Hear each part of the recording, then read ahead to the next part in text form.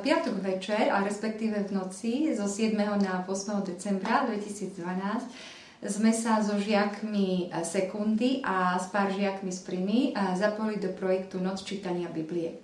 Je to projekt, ktorý už 3. rok organizuje Katolícke pedagogické a katechetické centrum. Tento rok jeho realizáciou bolo poverené Katolícke biblické dielo. Cieľom tohto projektu je žiakom viac priblížiť Bibliu, naučiť ich, ako sa s Bibliou dá pracovať, hlavne formou rôznych tvorivých aktivít. My sme tento projekt robili v škole spolu s pani učiteľkou Dulovcovou. So žiakmi sme sa stretli o 6. večer a počas celého večera a celej noci sme sa snažili formou rôznych tvorivých aktivít pracovať s Božím slovom. Žiaci napríklad prepisovali niektoré časti žalmov, pričom súťažili formou štafety, ktorej skupinke sa to podarí urobiť rýchlejšie.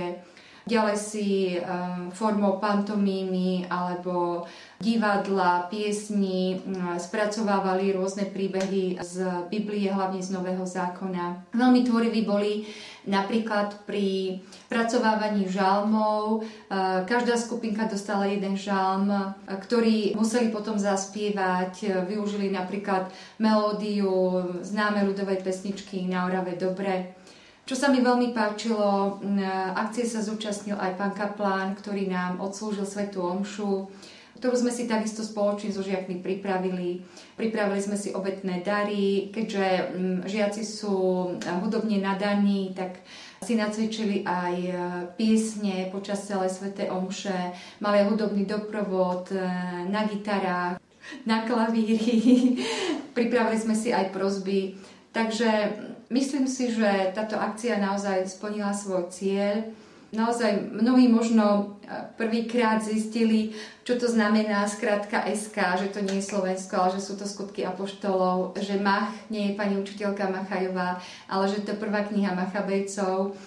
Okrem toho, že sme sa tak viac zblížili s tým Božím slovom, že sme sa na záver spoločne pri sviečkach pomodlili, do čo sa spontánne zapojili všetci žiaci, tak samozrejme to aj utužilo zase vzťahy medzi nami. Veľa sme sa zasmiali hlavne pri nácviku a potom pri predvádzaní tých rôznych scénok.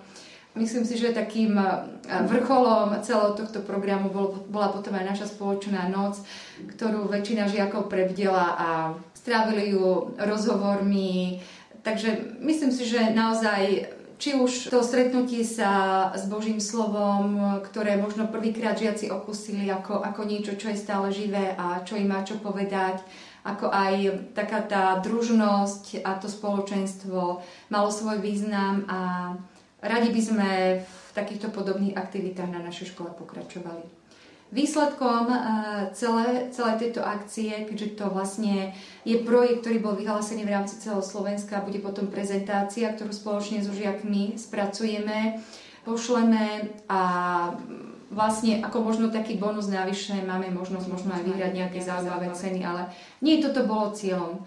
Cieľom bolo naozaj stretnúť sa spoločne a trošku sa viacej priblížiť Bohu.